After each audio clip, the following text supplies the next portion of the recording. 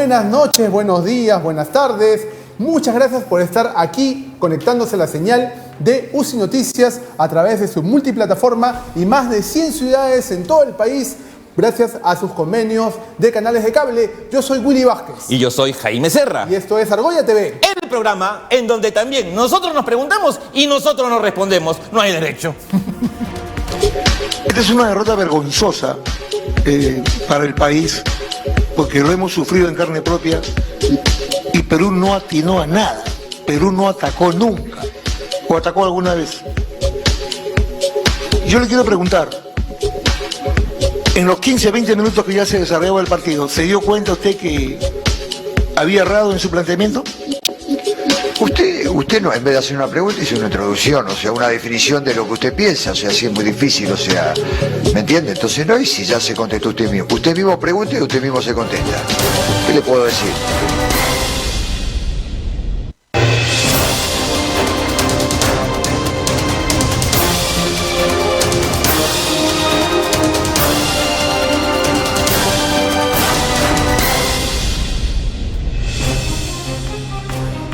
Muchísimas gracias por estar ahí nuevamente, y antes del programa queremos desde todo el equipo de Argolla TV hacer llegar nuestras condolencias y nuestro saludo, nuestro abrazo fraterno y nuestra lamentación, por supuesto, por el deceso del ministro de Defensa, José Huerta, quien esta mañana perdió la vida por un problema de salud cuando se dirigía a supervisar los puestos de frontera en Santa María de Nieva, en Amazonas, y es lamentable una pérdida así. No recuerdo que haya habido alguna pérdida de fallecimiento de algún ministro en ejercicio. En todo caso, en la historia reciente no lo ha habido. Y bueno, va de acá nuestro abrazo y nuestro saludo y nuestro pésame a los familiares y al gobierno en general. Dicho esto, vamos a empezar nuestro programa del día de hoy. Lunes empezamos recargados, empezamos con una semana nueva. Y empezamos, como siempre, con nuestro amigo, nuestro electo contacto en el Congreso de la República, el congresista Concha Ladrón de Guevara, que ya está en comunicación directa con nosotros. Congresista, muy buenas noches. Ya te he dicho, ya. No, a mí no me menciones. Tú póngalo la tercera. Hay que chancarlo. Perdón. Buenas noches, señor periodista. Buenas noches, señor periodista. Estamos al aire. ¿Está al aire? Abríguese, porque hace frío. Oiga, se va a resfriar. ¿Qué pasa? Está haciendo mucho frío. Por supuesto. Pero por eso donde las cosas no están frías y no están calientes es en la bancada de Fuerza Popular, que yo sé que es muy cercana a su posición política. Díganos la verdad, congresista. ¿Usted ha estado participando de ese chat La Botica con otro nombre? Séanos sinceros, por favor. Mire, señor periodista, yo siempre le digo que usted, yo no sé, su imaginación es muy febril, es muy rica, pero por favor, un poquito más de respeto. Yo, en realidad, no utilizo ese WhatsApp, me parece un sistema obsoleto, me parece absurdo. Yo uso el Telegram. Telegram. Por supuesto, ¿no? De los chats que se borran automáticamente después de enviarse. Claro que sí. No deja huella usted. Sí, porque Snapchat estaba usando. Snapchat. Sí, pero yo no sé por qué cuando mandaba mis tweets, mis mensajes, me salían caritas de conejito, caritas de perrito, así que dije, no, voy a optar por algo más serio, ¿no? Pero en realidad yo lo que sí tengo que resaltar de esa bancada es una bancada muy organizada, la de mis amigos de Fuerza Popular, y en especial a mi amigo Miyashiro, que él siempre cumple las indicaciones que teníamos desde la época en que capturamos a Ismael. ¿Capturamos? ¿Usted tuvo algo que ver con eso, congresista? ¿Lo duda? No, le pregunto, no lo sabíamos. La historia no lo registra. Pero usted sabe que yo siempre soy perfil bajo. ¿Usted cree que soy figurete como usted? No, señor periodista. Usted ha visto de repente un videíto donde alguien, un comando, ¿no? Un espía, un miembro de la fuerza recogía la basura, ¿usted? Claro, se estaba disfrazado como basurero justo para seguirle las pistas al cachetón. Ya lo puedo decir, este pechito era. Usted también era de esa de la Dirección de Inteligencia de la Policía. También, por supuesto, claro, fuerzas especiales, de todo hecho. Entonces tenga cuidado, porque ahí se habla de la maldición del cachetón, de Abimael Guzmán, porque todos los que lo capturaron ahora están o presos o procesados o cuestionados, como su amigo Miyashiro, que de héroe nacional ha pasado a ser un jefe de trolls. Bueno, esa es su opinión, señor periodista. A nosotros no nos interesan las opiniones. ¿Qué creen? ¿Que nos van a venir a calentar porque Vizcarra subió las encuestas? No, ahorita nos los bajamos. Espérense nomás un par de semanas y ya está fuera.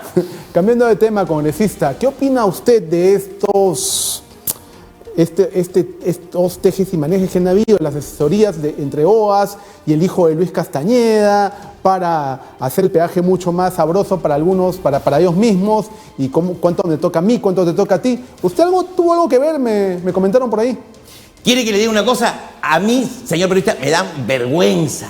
Me da vergüenza. Sobre todo Luchito, Castañeda Baby, me da vergüenza porque yo le dije, llévate tu plata a Andorra, ¿qué haces acá? Comprándose casas, comprándose motos, nada. La plata se saca inmediatamente, la mandas a Australia, te compras ahí una playa en Australia maravilloso, espectacular. ¿Y usted cómo sabe? Porque la gente es muy envidiosa, parece que uno no puede tener el sudor de su frente, tu trabajo de años, imagínese. ¿Usted cree que ese chico cómo ha tenido que trabajar para comprarse 4 departamentos en San Isidro, 4 en Surco, 5 frente al golf y sus motos y sus yates? Hay que trabajar mucho. Y la gente mucho y rápidamente, ¿no? En 4 o 5 años nomás ha hecho toda esa fortuna. Para terminar, congresista, y es un tema que vamos a tocar hoy en el programa, porque hoy, 24 de junio, se cumplen 50 años de la recordada reforma agraria de la dictadura de Velasco Alvarado. ¿Usted qué posición tiene al respecto? Bueno, mire, yo la verdad, yo no estoy ni a favor ni en contra, más bien sino todo lo contrario. Lo que pasa es que usted sabe, la familia que hay ahí que perdió sus tierritas, pero bueno, en realidad yo le digo al chino Velasco, yo era muy niño cuando él estaba haciendo esas cosas, yo estaba en el nido apenas, así que a mí esas cosas no me pregunten porque no sé. Bueno, congresista, muchísimas gracias por estar ahí. Vamos a conversar nuevamente con usted el próximo jueves y vamos de frente con dos de los temas que vamos a tocar hoy, porque tenemos un programa bien recargado, así que vamos rápido con eso. Vamos a hablar, pues, como les comentaba y le comentaba el congresista, de los 50 años, medio siglo ya, de la reforma agraria del entonces presidente de facto, general Juan Velasco Alvarado. Entonces, vamos a hablar, tenemos una conexión telefónica ahora con Eduardo Segarra, y con Jaime vamos a comentar primero el tema. Pero antes de eso vamos a ver un video para ponerlo en contexto y regresamos ahorita. Vamos con el video.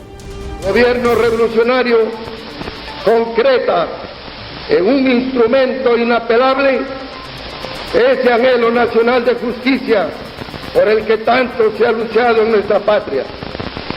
De hoy en adelante, el campesino del Perú no será más el paria ni el desheredado que vivió en la pobreza de la cuna a la tumba y que miró impotente un porvenir igualmente sombrío para sus hijos. De este venturoso 24 de junio, el campesino del Perú será en verdad un ciudadano libre a quien la patria al fin le reconoce el derecho a los frutos de la tierra que trabaja y un lugar de justicia dentro de una sociedad de la cual ya nunca más será, como hasta hoy, ciudadano disminuido, hombre para ser explotado por otro hombre.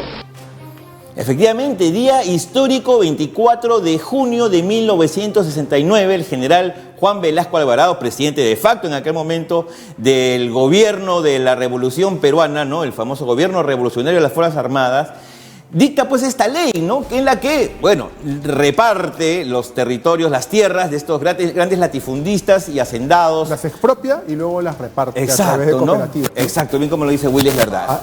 Campesino, el patrón no comerá más de tu pobreza, fue el lema de la reforma. Y tenemos una comunicación ahora para conversar de este tema con Eduardo Segarra, investigador principal de GRADE, con quien vamos a conversar sobre este tema y su visión acerca de los 50 años ya de este acontecimiento histórico, así algunos no lo consideren, en el Perú. Eduardo, muchísimas gracias por estar ahí, muy buenas noches. Sí, buenas noches. Eduardo, gusto saludarte y efectivamente se cumplen hoy día 50 años de esta ley de la reforma agraria, ¿no? Que se diera ese 24 de junio de 1969. ¿Qué reflexiones, cómo crees tú que cambia, digamos, al Perú a partir de ese momento? ¿Qué cambios crees tú que se da a nivel de sociedad? Porque, bueno, allá con el tiempo, la perspectiva que nos da la distancia de los hechos ocurridos, pues, a pesar que todavía hay muchas controversias y el país está polarizado también con ese tema, ¿algo logró esta ley de la reforma agraria, no, Eduardo? Bueno, tenemos sí una reforma agraria que ha sido una de las más profundas y al mismo tiempo pacíficas que han habido en toda la región, incluso a nivel mundial, ¿no? Y había bastante consenso que la tierra estaba muy mal distribuida, que habían latifundios improductivos y que había relaciones casi feudales y de sometimiento de la mano de obra en muchas de las haciendas. Y en realidad la reforma agraria que hizo el gobierno de Velasco era una reforma que ya se venía discutiendo, incluso fue una promesa electoral del arquitecto Belaunde que no se pudo cumplir. Y en general el balance de esta reforma es que fue un cambio fundamental, un cambio muy profundo que cambió relaciones sociales, relaciones económicas y abrió el espacio agrario a múltiples sectores de tipos de trabajadores y agricultores que hoy día son los que conforman la agricultura peruana. Nosotros hemos titulado, Eduardo, el programa de hoy, esa parte del programa de hoy, preguntando si es que Velasco fue el John F. Kennedy peruano, desde la perspectiva de que John F. Kennedy fue un presidente que apostó siempre, ¿no? Y inclusive se enfrentó a sectores conservadores de su país para poder incorporar a los afrodescendientes, por ejemplo, ¿no? A los estudios universitarios, acabar con la segregación racial. Y de alguna manera yo siento que por estas discusiones, incluso hoy día en el Twitter ha habido en la tarde una discusión muy acalorada entre la periodista Rosa María Palacios y una horda de tuiteros que le reclamaban cosas, ¿no? Que ella desde su punto de vista como, bueno, familiar descendiente de hacendados, ¿no? Que fueron expropiados en la reforma agraria, defendía. Y bueno, y el resto, el común, el llano, nosotros, o sea, yo me incluyo en ese llano, ¿no? Que vemos como una reivindicación efectivamente del campesino y del indígena, sobre todo del indígena, ¿no? Del andino peruano, en esos tiempos que se vivía una situación que ahora nos parecería francamente absurda o ilógica, ¿no? No sé, ¿tú qué piensas? Sí, efectivamente la situación del Perú en esa época era un país profundamente fragmentado, había enormes masas campesinas, indígenas y de todo tipo de peruanos y peruanas que estaban excluidos del sistema económico, de las de los privilegios de la vida urbana, de la vida moderna. Incluso podríamos decir de las oportunidades, ¿no? De estudio, ¿no? De progreso, digamos. De la educación, claro. Sí, efectivamente el Perú pre-Velasco era un Perú extremadamente desigual, con muchas desigualdades, y en general, claro, este fue un gobierno autoritario, es verdad, un gobierno que dio un golpe de Estado. Es verdad. Pero al mismo tiempo fue un gobierno que buscó una mayor integración y buscó abrir espacios de acceso económico y social a enormes masas de gente en el Perú, ¿no? Entre ellos la reforma agraria, la comunidad industrial, en parte la reforma educativa que no llegó a florecer, digamos, no fue un cambio que llegó a buen puerto.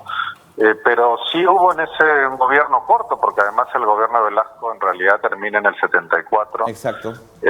Fueron intentos muy valiosos y muy importantes para generar mayor integración y mayor igualdad entre peruanos, que es algo que en realidad también debemos ver con una perspectiva histórica como algo positivo, ¿no? Incluso, Eduardo, algo que de repente mucha gente no sabe, ¿no? Es que, bueno, hasta el 56, o sea, en realidad, pues no, 15 años antes de la reforma agraria y del golpe de Velasco, las mujeres en el Perú no votaban y la Constitución del 33 que regía en ese momento no le permitía el voto a los analfabetos, que en su mayoría estaban en el campo, obviamente, ¿no? Y que incluso algunos, sabiendo leer en el campo, no les permitían votar, digamos, no aparecían en los planillones. Entonces, era una democracia bien a medias, ¿no? No era una democracia completa tampoco. Sí, eso es verdad. Todavía probablemente seguimos siendo una nación en formación, o sea, teníamos severas fallas en el sistema de representación, en el sistema de participación de la gente en los derechos, y en realidad en el tema agrario, por ejemplo, teníamos lugares donde existía pues una semi-esclavitud, ¿no? Había, digamos, indígenas, comuneros, sometidos a personajes feudales llamados gamonales, que básicamente ejercían un nivel de explotación y de maltrato y de humillación al campesino y al indígena realmente terribles, que han sido reflejados en la literatura, han sido reflejados en diversas historias, y en realidad, sobre todo en la Sierra Sur, había un enorme, ¿cómo decirlo?, un resentimiento legítimo de sectores rurales, sectores comuneros, que eran profundamente explotados y maltratados por estos hacendados. Estos gamonales en realidad fueron sacados de la tierra y se celebró en muchas partes de la sierra peruana. La reforma agraria fue vista como un enorme cambio para muchas familias y poblaciones en espacios específicos, ¿no? Entonces ahí también hubo un proceso que en realidad algunos todavía hoy ven como solamente desde el punto de vista, digamos, de los derechos de propiedad, que hubo un atentado contra los derechos de propiedad, pero en realidad hubo un acto de justicia, porque muchas de esas tierras en realidad fueron también expropiadas por las personas que colonizaron el Perú, ¿no? Es decir, el origen de mucha de la propiedad latifundista en la sierra provenía de procesos de expropiación que se había hecho a los pobladores peruanos. En la época del virreinato, ¿no? Además de una forma bastante más violenta, claro, ¿no? Claro, y es innegable que esta realidad que se vivía en las haciendas, ¿no? Y este trato tan salvaje e inhumano en procesos, en actividades realmente de semi-esclavitud o esclavitud en muchos casos, pasaron y fueron ciertas, y que la reforma y toda esta política de expropiación y de establecer cooperativas para que todos participen por igual en la explotación de la tierra fue una idea de justicia, digamos, que podemos poner en la balanza. No sé si una injusticia puede tapar un acto de justicia, podemos debatirlo en todo caso, pero no fue completa, no fue totalmente cerrada. Es decir, se le puso en las manos de personas, ¿no? Estas sociedades cooperativas, las AIS y etcétera, sin experiencia de administración de estas tierras, sin la experiencia de la tecnificación, de manejo, de administración, claro. Y ese fue de repente el principal error de la reforma en sí, y hecho por los suelos todo lo poco que se ha avanzado en el aspecto de agricultura en las décadas anteriores. ¿Te parece eso a ti o cómo lo valoras? Sí, efectivamente, el gobierno militar de Velasco, digamos, tuvo una idea profunda de justicia para la agricultura, pero al mismo tiempo carecía de un modelo organizativo alternativo para organizar la producción agraria en forma adecuada. El modelo cooperativo en realidad no era conocido en la región, no había muchos antecedentes, no había una tradición cooperativa, por ejemplo, en la costa, y en la sierra lo que había era la tradición comunera, que fue obviada por los militares. Ellos quisieron crear formas distintas, como las SAIS, como las empresas de propiedad social, que eran absolutamente ajenas a la tradición y digamos, la forma de ver la producción y las relaciones sociales en las comunidades campesinas. Es por eso que esas formas en realidad no prosperaron. Rápidamente las cooperativas entraron en crisis, igual las formas asociativas en la sierra no funcionaron, y efectivamente eso fue el principio del fin del modelo cooperativo. Y cuando ya regresa a Belaúnde en los 80 fue muy fácil básicamente parcelar y destruir todas las cooperativas, ¿no? Ahora, eso fue también un exceso porque se debió ver la manera de proteger el capital colectivo que tenían estas empresas.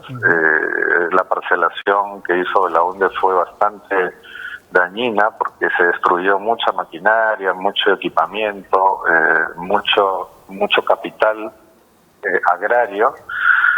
Y luego encima tuvimos toda una década de terrorismo y hiperinflación, es decir, lo que le pasó a la agricultura peruana durante la década de los 80 fue terrible, pero algunos quieren decir que la crisis de la agricultura peruana fue por la reforma agraria, no fue por eso, fue por todo lo que ocurrió en la década de los 80 de total descapitalización, guerra interna, terrorista, de Sendero, y hiperinflación del señor Alan García. Es decir, mucho más tiene que ver eso con la crisis de la agricultura peruana que la propia reforma agraria, ¿no? Eduardo, ¿a ti te parece que la reforma agraria fue la principal causa de la migración a la ciudad de las gentes del campo?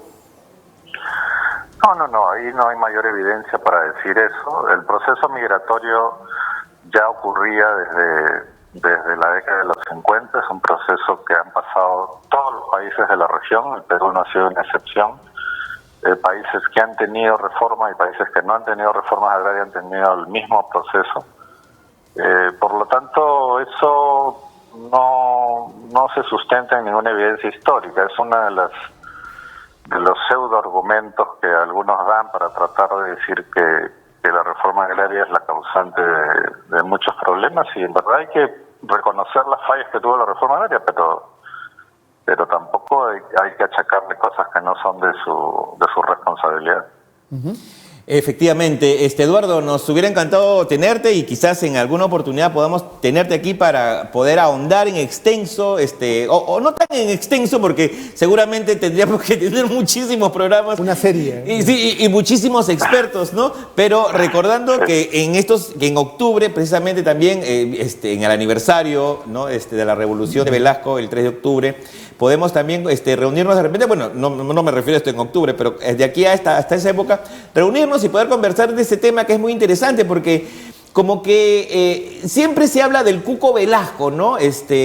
Como también podríamos decir del Cuco Fujimori también, ¿no? O sea, y quizás poner en una balanza, ¿no? Los gobiernos de los últimos 50 años y ver finalmente, ¿no? qué ha resultado de ellos, ¿no? Porque, por ejemplo, de la reforma agraria podríamos decir que ahora, ¿no? Esa Lima Norte próspera, esa Lima Sur industrial, esa Lima Oeste también pujante, ¿no? Que rodea esta Lima moderna, también es producto de la migración, de la reforma agraria, y que finalmente esa gente se incorpora también a este modo de vivir moderno llamado. Ahora vemos pues que los malls, ¿no? Es otra forma de explotan, ¿no? Los centros comerciales explotan en los conos de Lima también, tanto como, o sea, tendríamos, como te digo, que tener que conversar mucho al respecto, Eduardo. Muchísimas gracias por atendernos. Y en todo caso analizarlo en frío, ¿no? En frío y ver lo bueno y lo malo, ¿no? Exacto.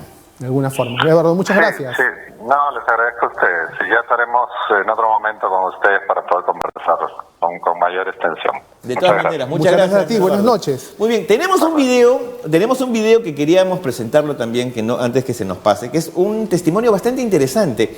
Hay un programa durante los años 50 de un famoso presentador de noticias en la CBS en Estados Unidos, que narra los acontecimientos más importantes de la historia norteamericana, ¿no? Por ejemplo, el asesinato de John F. Kennedy, la llegada del hombre a la luna y otros más. Él murió a los 92 años, hace relativamente poco tiempo, ¿no? Y este señor tenía un programa en los años 50 en la televisión norteamericana, en donde se presentó un reportaje en donde se mostraba cómo era la vida de los habitantes del Perú andino de aquella época. Y lo tenemos. Hemos hecho una traducción un poquito rústica, por favor, perdonen la traducción, no es muy profesional, hemos hecho lo que hemos podido, pero vamos a ver, es apenas un minuto lo que hemos podido encontrar en internet, así que vamos a verlo un ratito para que tengan una idea de lo que les cuento. Soy Walter Cronkite y hoy lo llevaremos a una de las zonas más remotas del mundo, los Altos Andes del Perú, informa el corresponsal de CBS Noticias, Charles Curalt. Por lo que se puede ver, allá donde comienza la nieve está Vicos, una antigua hacienda a 320 kilómetros de Lima, Perú, a 3.600 metros sobre el nivel del mar, en los Andes, y con apenas 10 años de progreso respecto del siglo XVI. 16. Estos son indígenas, descendientes del todopoderoso Imperio Inca, cuyos antepasados crearon una civilización que rivaliza con Egipto, llenos de un gran arte que es apreciado en los museos de todo el mundo.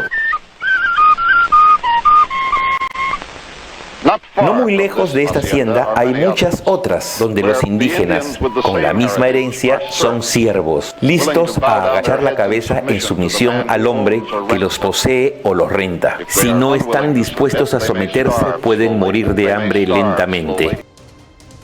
Sí, como le comentaba Eduardo, es innegable esta realidad que se da en todos los Andes peruanos y también en las haciendas azucareras del norte. En Huaral mismo hay una serie de testimonios que yo he escuchado y bueno, y era una realidad que había que cambiarla. No sé si la reforma agraria fue la mejor forma, pero en todo caso está para evaluar y ya al paso del tiempo poder establecer ya responsabilidades, consecuencias y cuál es el aporte real a la realidad nacional, a la redundancia, de estos hechos. Pero antes, Willy, antes de pasar con nuestro entrevistado, nuestro invitado del día de hoy, solamente quiero pasar este tráiler de 30 segundos de esta película, La Revolución y la Tierra, del director peruano Gonzalo Benavente, que se va a estrenar precisamente en octubre, ojalá que en muchas salas. Es un documental que nos muestra un poco eso, cómo fue la reforma agraria. Vamos con el video.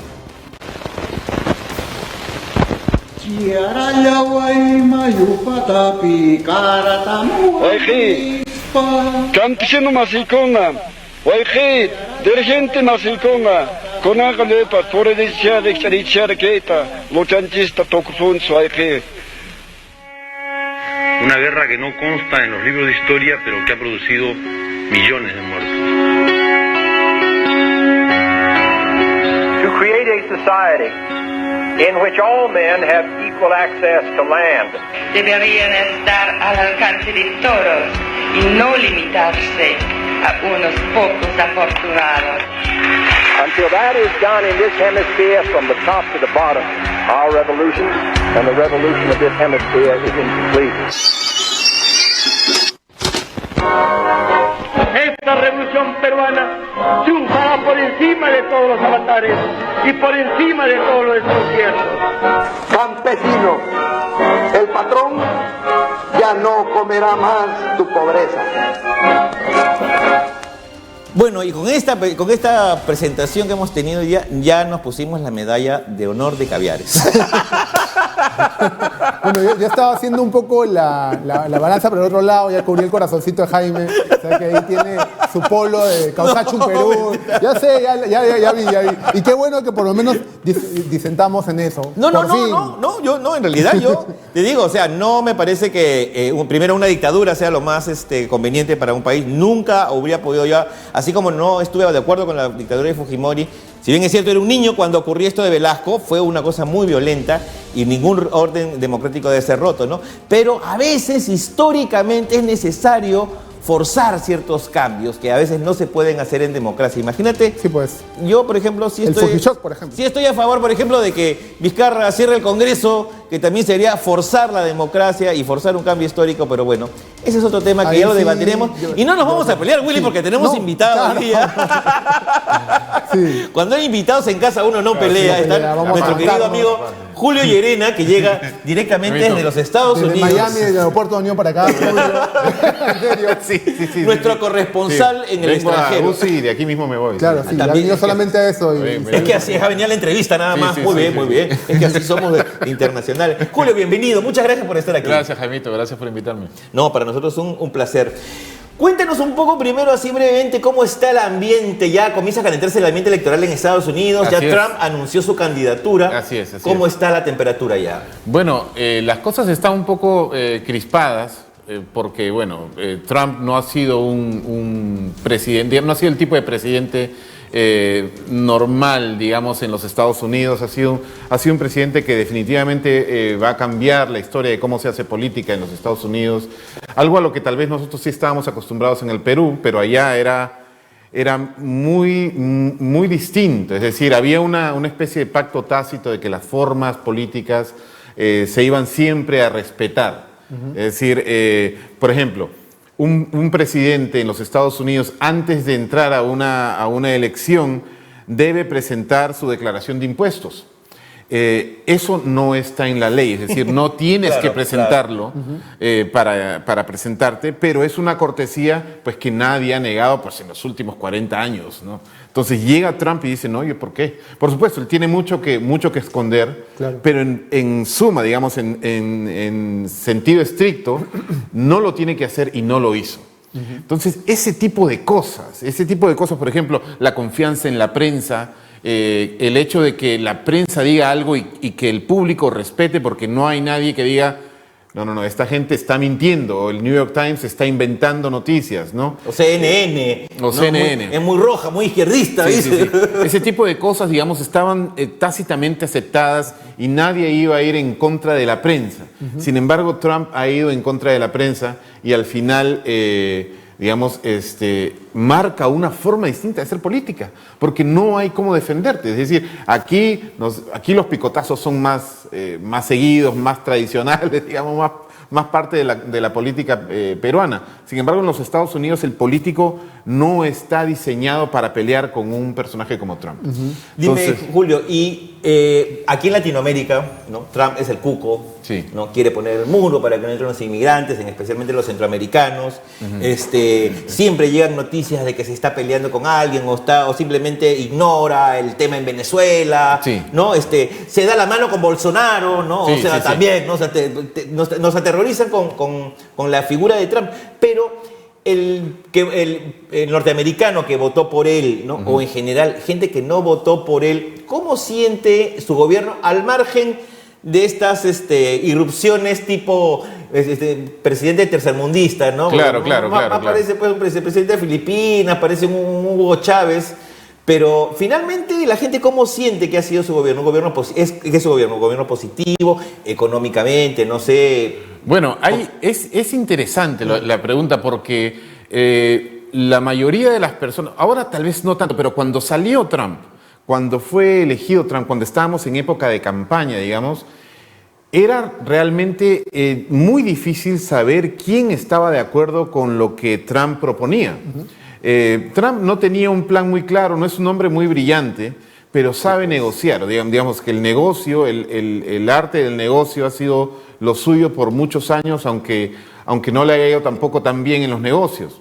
Entonces, al final lo que tú tienes es gente que ha visto, que entiende ahora la política de un modo más farandulero. O sea, que no entiende mucho si no le importa mucho si Trump se pelea, si Trump arma un escándalo por aquí, si se equivoca del nombre del ayatollah, por ejemplo, que eso sucedió hace 3 días, que le dijo otro nombre o que lo confundió con el ayatollah de hace 30 años. Y bueno, ese tipo de cosas no importan tanto. Lo que importa es que la economía esté creciendo y que el americano promedio tenga trabajo, ¿no? Claro, mal que nos pese, la economía está yendo mucho mejor ahora. O sea, hay un índice de desempleo que no se veía por lo menos en los últimos 14 años. Digamos, las empresas, no todos los sectores, pero algunas empresas están viendo un incremento. En la bolsa de valores hay un incremento en la expectación de las empresas americanas. La confianza para el inversor está mucho más alta que nunca, digamos, por lo menos en los últimos 30 años. Entonces, ese tipo de cosas al final al americano promedio le importan. O sea, hay algo que sucedió en la época de Barack Obama, es que Barack Obama fue un presidente de muchos cambios sociales. Fue el primer presidente que, para comenzar, puso, por ejemplo, el tema de la unión civil gay no solamente en campaña, sino en discursos. Ahora eso es algo muy normal, digamos. Exacto. Ahora el presidente peruano lo dice. Pero en esa época era muy raro escucharlo. Entonces, ese tipo de cambios sucedieron con Obama. Ahora, durante esa época en que los que estamos más a favor de ese tipo de cambios estábamos celebrando, los americanos, digamos, el redneck del interior de los Estados Unidos decía, ¿y dónde estoy yo en la política? No aparecían, no se hablaba del americano de a pie, digamos. Se hablaba de las minorías negras, de las minorías gays, de los latinos, de los indocumentados, y el americano promedio decía, ¿y yo? ¿En qué momento? Entonces, cuando llega Trump y dice, no, America First, el americano promedio dijo, no, este es mi presidente, ¿no? Porque habían pasado 8 años en que esta población prácticamente desapareció de las políticas públicas. Entonces, ¿Y tú crees que eso fue un aprovechamiento político de Trump mismo, de su política, o el pata quería ser presidente y aprovechó, fue tan inteligente de ver esa necesidad de representatividad, de representación? ¿O es que él se sentía realmente parte de esa masa de americanos abandonados, pobrecitos, sin ningún presidente que los quiera ni les hable? Trump, no creo, no creo que Trump tenga la capacidad como para elaborar un discurso tan sofisticado. En realidad, lo que se dice hasta ahora, y eso está documentado ya en libros y reportajes periodísticos, es que Trump en realidad no quería ser presidente. Lo que él quería era una mejor negociación para su programa de televisión, siendo él la estrella de un programa de televisión que a la vez era pues candidato presidencial, ¿no? Entonces, eso pues es muy razonable para un hombre que lo que quiere es acumular dinero. Ahora, lo que sí se sabía es que Trump no le gustaba a Obama. Trump estaba en contra de Obama. Cualquier cosa que dijera Obama, él decía exactamente lo contrario. Y eso al final lo mueve a él a estar, estar de acuerdo con mucha gente, con esta gente que te digo que estuvo postergada durante el gobierno de Obama. Ahora, lo que sucede después ha sido como un despelote que se armó en el gobierno, porque nadie en realidad esperaba que Trump pudiera ganar. Yo me acuerdo que cuando yo estaba trabajando en Terra, en esa época, cuando Terra, que en paz descanse, existía todavía. Exacto. Cuando Trump anuncia su candidatura... Parece un chiste, ¿no? Te digo, la discusión en Terra era si cubrirlo en entretenimiento o en política. Porque no podíamos ponernos de acuerdo. O sea, Trump había sido toda la vida entretenimiento. Claro, entonces, decíamos, ¿dónde se cubre, no? Digamos, para que la gente se haga una idea, como quién podría ser acá Trump, digamos, como Chibolín. No, claro, sería un Chibolín millonario, digamos. Bueno, Chibolín está anunciando su candidatura. Claro, sí, pues. y yo te pregunto para irnos preparando, ¿no? No, que Dios nos proteja, ¿no? Sí, claro. La ha lanzado. Sí, la ha lanzado, sí. Pero claro, el perfil es bastante parecido, digamos, Trump con Chibolín, ¿no? Un personaje no particularmente educado, ¿no? Sumamente arrogante, medio tonto, ¿no? Claro. Pero, digamos, totalmente convencido de que él es la hostia, como dirían los españoles, ¿no? Yo haría, ahora que Trump ya está en la presidencia, a mí me recordaba mucho cuando Susy Díaz, por ejemplo, se lanzó a al Congreso. Que por cierto resultó elegida. Claro, por eso te digo. Y no ahora solamente eso, sino tuvo una producción legislativa bastante copiosa, interesante. Pero digamos que no es el caso de Trump. No es el caso de Trump. Y de un procedimiento de un juicio del Estado, ella perdió y pagó hasta el último sol de su proceso civil, lo que no ha hecho nadie acá, ¿no? Sí. No. Eso, en ese sentido no es fácil compararlos, pero sí en el sentido de que un personaje totalmente ajeno a la política, en épocas además en que en el Perú no se veía ese tipo de cambios, ¿no? Este personaje Trump, que viene del entretenimiento, que viene de la televisión, entra de pronto a irrumpir en la política y la gente dice, wow, y ahora este tipo, te digo, yo tenía amigos latinos, cubanos, que antes de la elección de Trump me decían, no, yo jamás voy a votar por Trump, ¿no? Ese tipo está loco. Y yo, bueno, conversando entre brothers, ¿no? Sí, no, estamos totalmente de acuerdo. Y yo les creía. Y les creías. Y después resultó que sí, que habían votado por Trump. Nunca me lo quisieron decir. Eso era lo difícil en el momento de la elección de Trump, que nadie te decía abiertamente, era muy difícil decir abiertamente que votabas por Trump. Claro, porque era como una especie de vicio, ¿no? Escondido, que te avergüenza, ¿no? Porque además Hillary Clinton era como que el continuismo. Claro. Aún cuando Hillary Clinton no era un personaje simpático, digamos, nadie decía abiertamente, es como que tú digas, sí, escucho a Bad Bunny, ¿no? Claro. Claro, ¿no? Eso ¿no? En secreto, tu playlist en el eso no se comparte. Claro, pero aparte de Hillary Clinton, pues es una política profesional, ex primera dama, tenía ya toda una carrera en el Partido Demócrata. Y claro, no era la mejor candidata, no era la más... Yo la sentía a veces a Hillary como la PPK gringa. Metido de pata, cada cosa, ¿no? Sí. Entonces decía, pero de repente, una vez a los gringos recapacita, porque no, pues que la van a elegir al payaso de Trump, ¿no? Era más o menos imposible, ¿no? Pero, por ejemplo... Siempre se ha sentido que Trump es hostil al inmigrante y obviamente nosotros nos sentimos pues identificados con esa hostilidad, no con los latinos en Estados Unidos, pero sin embargo en las últimas encuestas sale que en Florida tiene un 51% de latinos que votarían por él. Bueno, más que latinos, cubano-americano. Sí. Y hay un 49% que dice que no, pero mira, 49 y 51 es PPK Keiko, o sea, no es nada, ¿no? Sí. Bueno, eso es porque... Y la Florida es un estado importante para la elección. Es un estado importante, es un estado que además, donde se ha definido la elección, en las dos últimas elecciones presidenciales se han definido en Florida. Sin embargo, Florida no es un estado representativo o particularmente representativo de la población latina por la cantidad de cubanos, además cubanos que vinieron a causa de la revolución, ¿no? El perfil de este votante es de derecha, aunque me presentes lo que me presentes. O sea, tú me pones a Trump, me pones a Hitler, me pones a Batman, me pones a quien sea, yo voy a votar republicano. A John Wick. O sea, son como los fujimoristas en su tiempo. Sí, no importa lo que tú les pongas. Claro. Sí. Es republicano. Yo tengo una anécdota que Dale. Yo estuve haciendo un trabajo con un cubano de esa época, tiene ahorita como 72 años. Y antes de la elección me decía, no, qué tipo tan loco, ¿no? Él iba a votar por Ted Cruz, que tampoco es gran cosa, pero bueno, no es Trump, ¿no? Claro.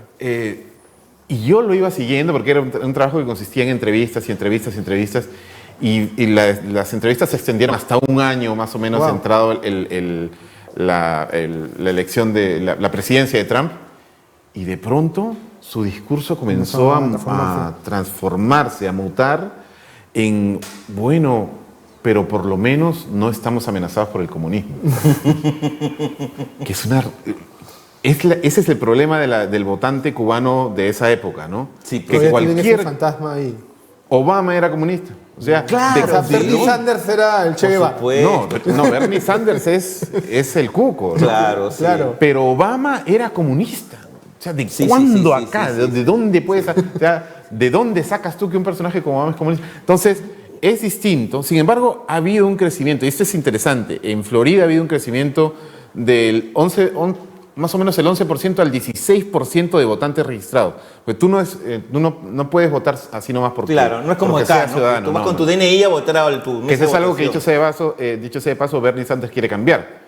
Lo que Bernie Sanders quiere hacer es que ni bien te den a ti tu Social Security, inmediatamente tú tienes derecho a votar. No, los republicanos se han encargado, y esto es maniobra republicana, de que tú no puedas votar si no estás registrado. Y eso, si lo cambia, por supuesto, sería un punto en contra para los republicanos, porque los más ociosos, digamos, el turnout, ¿cómo le dicen eso? El turnout más escaso es precisamente de latinos y afroamericanos. Entonces, es interesante que en Florida haya habido un crecimiento de casi el doble, ¿no? Claro. 16% ahora de votantes registrados latinos. Y por cierto, ¿cómo queda este trasfondo político? Es decir, Trump llega de la mano del Partido Republicano, pero no pertenece al partido, y el partido no lo ve tampoco, o sea, como si fuera su líder, ¿no? Y por otro lado, el Partido Demócrata, que está ahí como que no sabe todavía a quién van a lanzar. ¿Cómo quedan los partidos en la era Trump? ¿Cómo están desarrollándose? ¿Cómo están actuando? ¿La gente cómo los ve? Trump debe ser un antisistema, una cosa así, ¿verdad? Sí, pese a haber entrado con los... Lo fue en el primer año. Y yo era de los que decía, no llega a final de año. ¿No? Parecía que no iba a llegar. No llegaba porque había inclusive un grupo de una ala republicana que decía que fuera, que lo saquen porque estaba loco este tipo. Sí. Mucha gente, congresistas, o congresistas, representantes comunitarios del Partido Republicano, decidieron irse del partido. Mucha gente se fue de los Estados Unidos, mucha gente se fue a Canadá, tenían ese tipo de gestos, pero lo curioso y lo que para mí era lo más peligroso que podía suceder con Trump es que terminara normalizándose. Y eso es lo que ha terminado pasando. Porque cuando tú tienes una economía donde el desempleo está en su punto más bajo, cuando la economía en general está creciendo pese a los líos en los que se está metiendo, sobre todo con China, no importa lo que haga tu presidente. Es decir, al gringo no le importa eso, no le importan las guerras de Twitter, no le importan los insultos. Pero Sergio, te digo, eso en realidad es más o menos lo que ocurre en todas partes del mundo, mientras que los dictadores o malos presidentes haya prosperidad en sus países, ¿no? O sea, el mismo Fujimori, ¿no? O sea, su primera etapa de gobierno fue muy buena porque en realidad hubo mucho crecimiento económico porque subieron el valor de nuestras exportaciones, lo mismo que pasó con el gobierno de Alan García también, ¿no? O sea, un momento que hubo muchísima plata, ¿no? A Humala luego le agarra el declive económico, ¿no? Y a PPK ya casi el abismo, pues, ¿no? Entonces, claro. Vizcarra le está tratando de rehacer algo dentro de los escombros, ¿no? Entonces, quizás es un fenómeno más o menos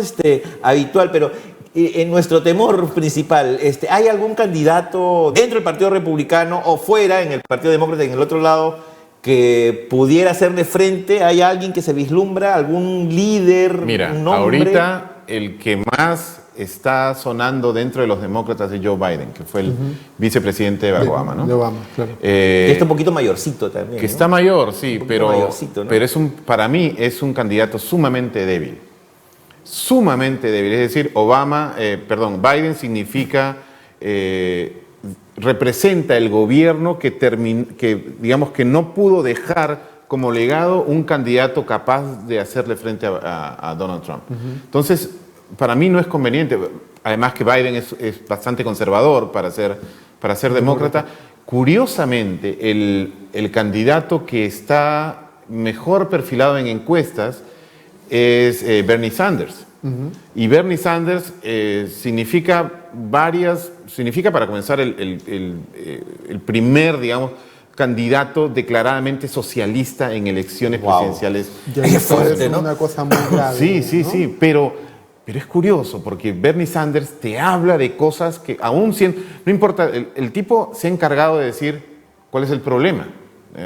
Digamos, esa es su estrategia, socialista, ¿y qué? ¿No?